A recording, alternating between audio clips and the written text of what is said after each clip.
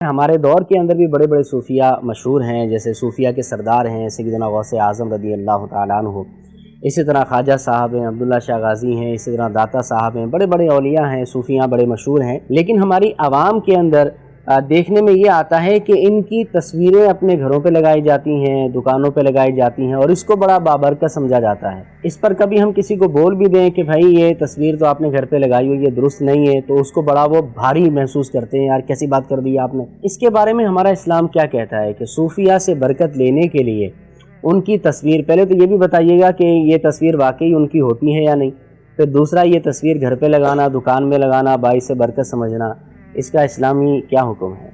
دیکھیں، تصویر کے بارے میں شریعت کا حکم بڑا واضح ہے کہ جو تصویر کسی پیپر پہ ہے یا کسی مجسمے کی صورت میں ہے وہ تصویر حرام ہے۔ صحیح۔ وہ تصویر بنانا بنوانا دونوں حرام ہے، اور اس حرمت میں کہ یہ حرام ہے، اس حرمت میں جو بزرگان دین کی تصویریں ہیں وہ یوں کہہ لیں کہ وہ ڈبل حرام ہے۔ اچھا۔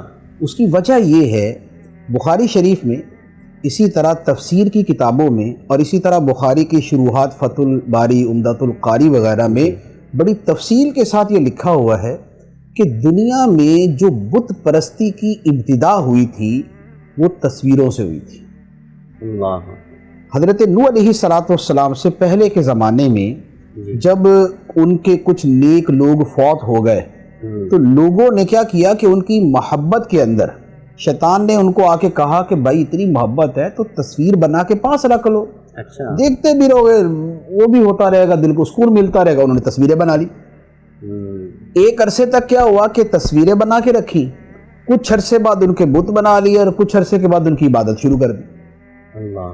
تو دنیا میں جو بت پرستی کی ابتدا ہوئی تھی وہ بزرگوں کی، اولیاء کی تصویروں سے ہوئی تھی، اور یہ جو شریعت نے تصویر کو حرام قرار دیا ہے اس کی سب سے بنیادی وجہ بھی یہی ہے کہ یہ شرک کی طرف، بت پرستی کی طرف، تصویر پرستی کی طرف لے جانے والی ہے۔ تو اب یہ سمجھ لیں کہ اس زمانے کے لوگوں نے اپنے ولیوں کی تصویر بنائی اور اس پر کیسی شدت کے ساتھ حرمت کا حکم لگایا گیا۔ پھر اس کے بعد نبی پاک صلی اللہ تعالیٰ علیہ وسلم نے جب مکہ مکرمہ فتح کیا تو مکہ مکرمہ جب فتح ہوا تو خانہ کعبہ میں چونکہ مشرکوں نے بت رکھے ہوئے تھے اور تصویریں بنائی ہوئی تھیں، اور ان تصویروں میں حضرت ابراہیم اور حضرت اسماعیل علیہم الصلاۃ والسلام کی تصویریں بھی بنائی ہوئی تھیں۔ مشرکوں نے ان کی تصویریں بنائی ہوئی تھیں۔ نبی پاک علیہ الصلاۃ والسلام نے حضرت علی رضی اللہ تعالیٰ عنہ کو حکم دیا کہ یہ تصویریں مٹاؤ۔ حضرت علی نے تصویریں مٹائیں۔ سرکار علیہ الصلاۃ والسلام اس کے بعد جب اندر تشریف لے گئے تو تصویروں کا کچھ جو ہے نا معمولی سا نشان باقی تھا۔ نبی پاک علیہ الصلاۃ والسلام نے خود کپڑا پکڑ کے اپنے ہاتھ میں اس کو اور زور سے مل کے اس کو بالکل اسے ختم کر دیا، اسے مٹا کے رکھ دیا۔ اب اگر حضرت ابراہیم، حضرت اسماعیل علیہم الصلاۃ والسلام کی تصویر سرکار دو عالم صلی اللہ تعالیٰ علیہ وسلم نے مٹا دی، اور خود نبی پاک علیہ الصلاۃ والسلام نے کبھی اپنی تصویر نہیں بنوائی، ورنہ اس زمانے میں تصویر تو ہاتھوں سے بنا ہی دیتے تھے لوگ۔ تصویر بنانے کا فن تو تھا ہی نا، آخر تصویر بنانے کا فن تو ہمیشہ سے، لیکن نبی پاک علیہ الصلاۃ والسلام نے اپنی تصویر نہیں بنوائی، ورنہ تو اس سے زیادہ پیاری تصویر ہمارے لیے کون سی ہوتی؟ ٹھیک ہے۔ اچھا، یہ تصویر کا جو فن ہے یہ غوث پاک کے زمانے میں بھی تھا، تو کیا غوث پاک نے اپنی تصویر بنائی کہ چلے مرید جو ہے وہ تصویر لگا لیں گے، برکت بھی ملتی رہے گی اور بھی بہت سارا فائدہ ہوگا؟ نہیں کیا۔ تو تصویر جو ہے وہ اول تو یہ ہے کہ یہ جتنی تصویریں ہیں یہ ویسے ہی جھوٹی ہیں۔ غوث پاک کی کوئی تصویر نہیں ہے، داتا صاحب کی کوئی تصویر نہیں ہے، لال شہباز قلندری کی کوئی تصویر نہیں، سلطان باہو کی کوئی تصویر نہیں ہے۔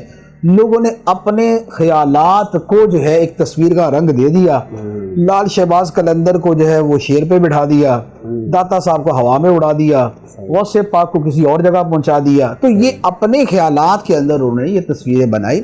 سب سے پہلی بات تو کہ یہ تمام تصویریں فیک ہیں، جعلی ہیں۔ دوسرے نمبر پہ اگر یہ 100% اصلی بھی ہوں، جیسے ابھی قریب زمانے کے کئی اولیاء کرام کی تصویریں موجود ہیں، تو یہ تصویریں بھی یوں گھر میں لگانا، سجانا، دیوار پہ رکھنا، دیوار پہ لگانا، یہ سب صورت حرام ہے۔ اور اس کی وجہ سے کوئی برکت نہیں، اس کی وجہ سے کوئی برکت نہیں، بلکہ جس جگہ جس گھر میں تصویریں یوں لگی ہوتی ہیں اس گھر میں رحمت کے فرشتے داخل نہیں ہوتے، یہ حدیث مبارک میں فرما دیا گیا۔